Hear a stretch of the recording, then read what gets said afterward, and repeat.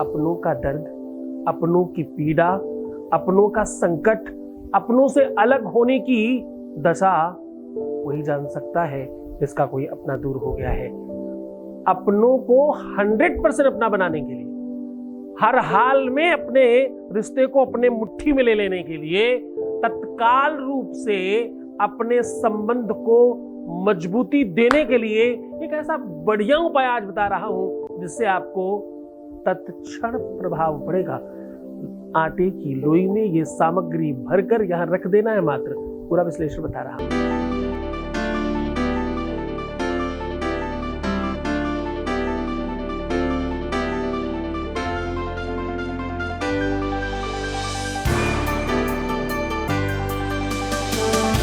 आप देख रहे हैं love with astrology.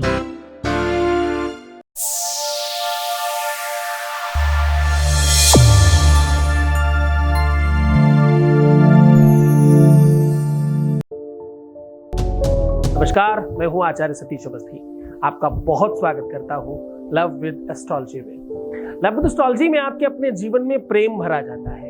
Love with astrology में सच मानना तुम्हें जीवंत किया जाता है। लव विद एस्ट्रोलॉजी में हर हाल में तुम्हें जिताया जाता है। शादी के पहले, शादी के बाद की हर समस्या का जहां समाधान होता है उसका नाम लव विद एस्ट्रोलॉजी है। यहाँ पिछले 20-21 सालों से ये काम हो रहा है। 20-21 सालों में अभी तक यहाँ 21 लाख लोग लाभान्वित हो चुके हैं और सक्सेस रेट 95% प्लस है। सब निरंतर जारी है। यहाँ कपोल कल्पित बातें थोड़ी होती हैं, यहाँ ठपोर संख वालों की बातें थोड़ी होती हैं। यहाँ तो गीता, वेद, पुराण, शास्त्र, उपनिषद, बड़े बड़े ग्रंथों पर रिसर्च होता है और वो आपको सीधा साझा किया जाता है। ये विषय अपने आप में महत्वपूर्ण है। देखो, भूल मत जाना, आज मैं कह रहा हूं अपने टूटे हुए रिश्ते को ठीक करने का एक अद्भुत साधन जो तुमसे रूठ गया है, तुमसे दूर गया है। रिश्तों के टूटने की दशा, रिश्तों के अलग होने की विडंबना उनसे जरा पूछना जिनके साथ में ये सच में है। सोका जाने पीर पराई, जिन पावन नहीं फटी विवाही, उनको क्या ही पता चलेगा उनके साथ ऐसा नहीं हुआ। कोई अपना जिसका अलग होता है, अरे भाई तुम्हारा बेटा भी तो हो सकता है, तुम्हारा बेटा, तुम्हारी बेटी, तुम्हारी संतान, तुम्हारा भाई, तुम्हारी भगनी, तुम्हारी माता पिता, तुम्हारे अपने कोई पति पत्नी, प्रेमी प्रेमिका, कोई भी रिश्ता हो सकता है। तुम्हारा कोई अपना बहुत नजदीक तुम्हारा मित्र भी तो हो सकता है। किसी भी रिश्ते में कोई भी व्यक्ति जब दूर जाता है तो सत्य मानना श्वासों को अवरोधित करके जाता है। ये वो दशा है जब कोई अपना स्थान आपके अंदर बनाता है और जब जाता है तो मानो कुछ खींच कर लेकर के जाता है। अब ये सारी की सारी चीजें शब्दों में बयान नहीं की जा सकती। ये बिल्कुल वैसा है जैसे किसी मूक व्यक्ति को, किसी जो बोल नहीं सकता, उसे बहुत प्रकार के व्यंजन खिलाए जाएं और उसे पूछा जाए जरा स्वाद बताना। ये बिल्कुल वैसा ही है जैसे जिसके पास आंख नहीं हो उसे दर्शन की दशा देखी जाए। यद्यपि गुरु कृपा से, भगवत कृपा से ये सब संसाधन सुव्यवस्थित होते हैं। शास्त्र कहता है, पुराणों में बढ़िया कथा है, सूरदास जी जो जन्मांध थे, जो जन्म से ही अंधे थे, वो जब भी कुछ दर्शन करके कहते तो उनकी हर पद में, हर बात में कहीं न कहीं भगवान की झांकी का दर्शन होता था। पुजारियों को, वहां के महंतों को, संतों को ये लगा यार ये इत्तेफाक हर बार कैसे होता है। एक बार वहां के गोसाइयों ने मनोविनोद करने के लिए भगवान कृष्ण को कुछ नहीं पहनाया और सूरदास को पूछा, बाबा जरा बचाना, जरा कहना आज कान्हा कैसा लग रहा है। तो सूरदास जी ने अपना अंगवस्त्र अपने सामने उठाकर रखा, अपने आंखों के सामने रखकर बोला, मैं क्या कहूं आज।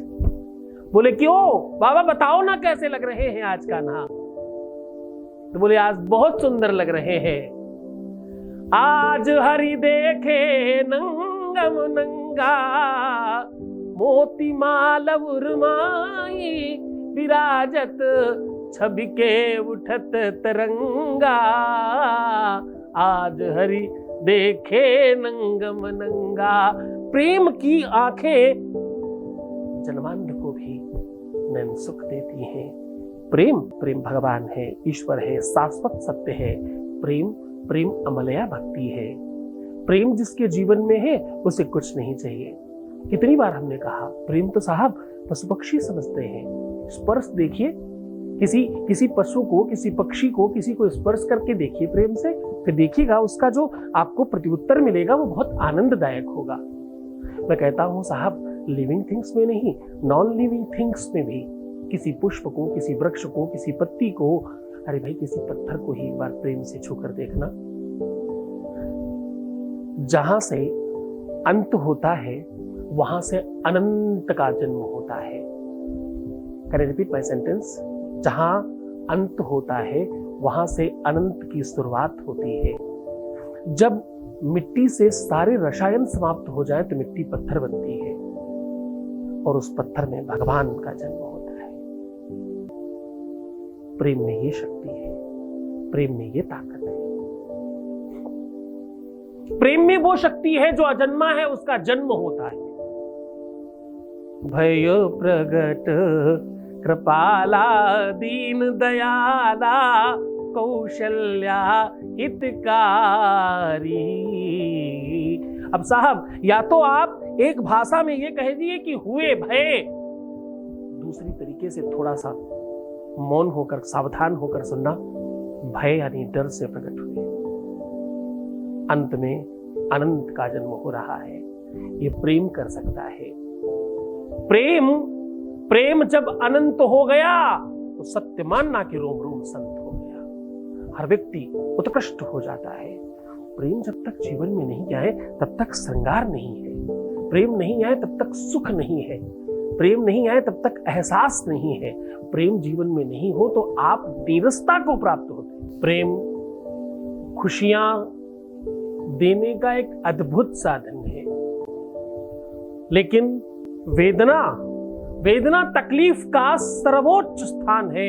वेदना में इंसान पूरी तरह से समाप्त हो जाता है।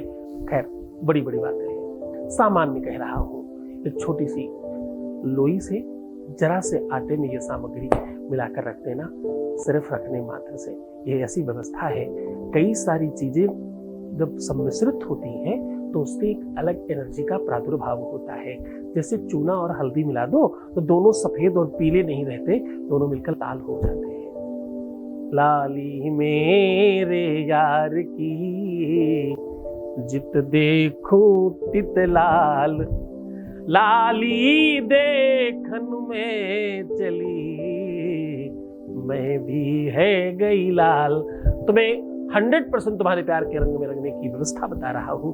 सीधा उपाय की बात करेंगे, उसके पहले एक अनुभव आपके बीच का अनुभव आपके साथ साझा कर रहे हैं। Vice president please. गुरुजी को साष्टांग कोटि कोटि दंडवत प्रणाम। गुरुजी, कल मेरा उनसे बात हुई, उसने खुद फ़ोन की थी और 42 मिनट तक बातें हुई। बातें अच्छा से ही हुई। सब गुरुजी आपका आशीर्वाद का फल सच्चा प्रकाश दिखाने से ही हुआ। आगे सब अच्छा ही रहेगा। बस गुरुजी, मुझ पर आशीर्वाद बना रहे। आपका आशीर्वाद का अभिलाषी। प्रणाम गुरुजी। विनम्रता से स्वीकार करता हूँ और धन्यवाद।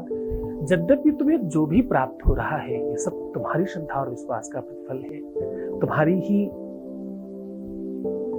शक्ति, तुम्हारी एनर्जी, तुम्हारी भक्ति, तुमने विश्वास और भरोसा किया, आगे बढ़े।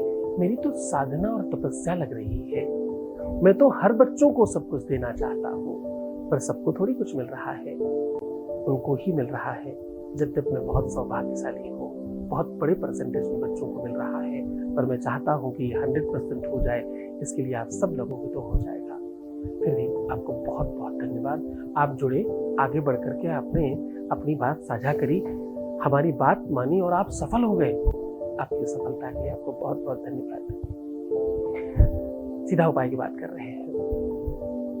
दरअसल ये परंपरा है, जब आप अपने घर में धनार्जन करना चाहते हैं, जब आप अपने घर में धन की वृद्धि करना चाहते हैं, जब आप चाहते हैं कि आप धनाढ्य हो जाए, जब आप चाहते हैं आपके घर में बरकत हो, जब आप चाहते हैं आपके घर में संपत्ति बढ़े, जब आप चाहते हैं आपके घर में सुख बढ़े, तो आपको अपने घर की पहली रोटी गाय को देनी चाहिए।